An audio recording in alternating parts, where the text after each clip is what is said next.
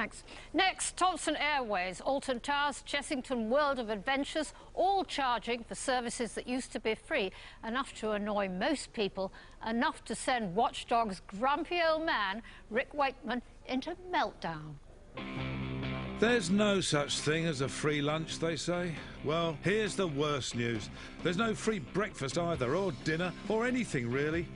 Everything costs, and those costs, they just keep going up. It wasn't always like this, though.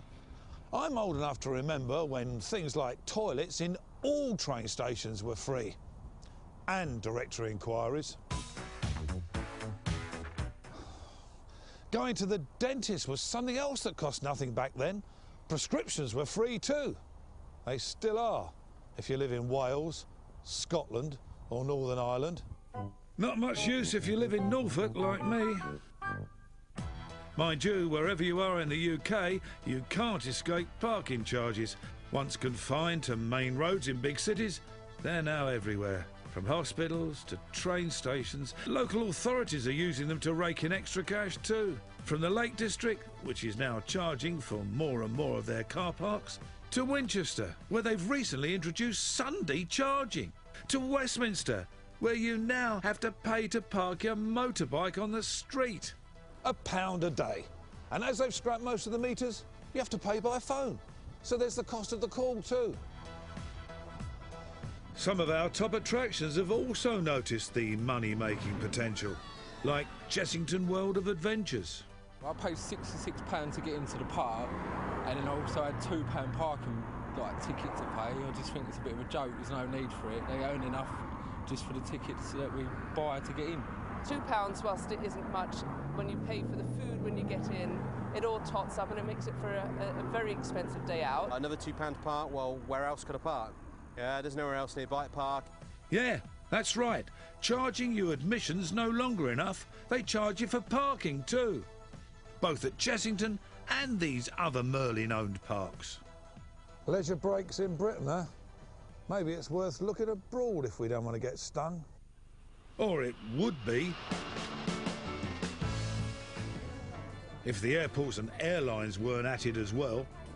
For example, Edinburgh and Luton airports now hit you with a £1 fee simply for dropping someone off at the terminal.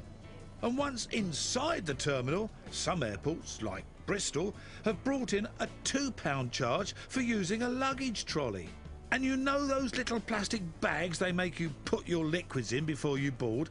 At Belfast International and Stansted, they now cost 25p each.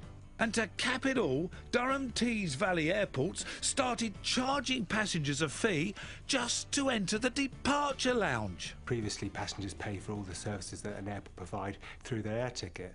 Now, airlines are basically driving hard bargains with airport operators, not paying as much as they did before. Therefore, what they're doing is going direct to the passenger and charging them for the services they provide. Passengers that travel on the train don't have to pay to enter a train station, so why should they have to pay to enter an airport? Inventive? Absolutely. But not nearly as creative as some of the airlines who now charge for all sorts of things that used to be free. Yeah, no wonder he looks so happy.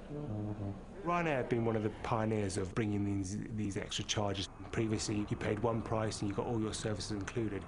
For example, they and other airlines now charge for baggage, checking in online, using a credit card or even a debit card. They're basically finding more and more ways of charging passengers for additional services. By the end of the booking process, they'll find that their initial price has gone up by often 3 or 4 times. Now, if it was just Ryanair, things wouldn't be so bad for us freebie lovers. But it isn't. Virgin now charge from £50 for exit row seats. And EasyJet charge you to be first on the plane. It used to be you could just turn up early. Meanwhile, others, like Thomson, make you pay for something every tourist has always taken for granted. The privilege of sitting next to your family and friends. Last summer, myself and my friend went to Ibiza on a package holiday with Thomson. A few weeks before I was due to travel, I had a phone call from Thomson who said that despite spending nearly £500 on the holiday, I hadn't actually paid any extra to sit next to my friend.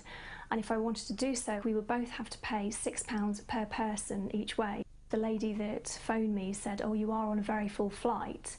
The subtext for me being that if I hadn't booked, then myself and my friend wouldn't be able to sit together, and the whole point was that we were going on holiday together.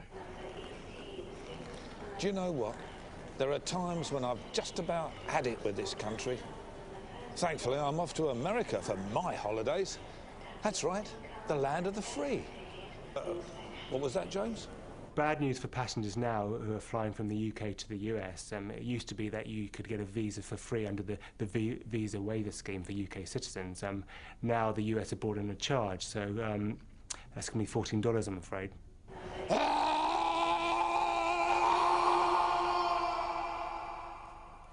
Poor old Rick. OK, Thompson Airways.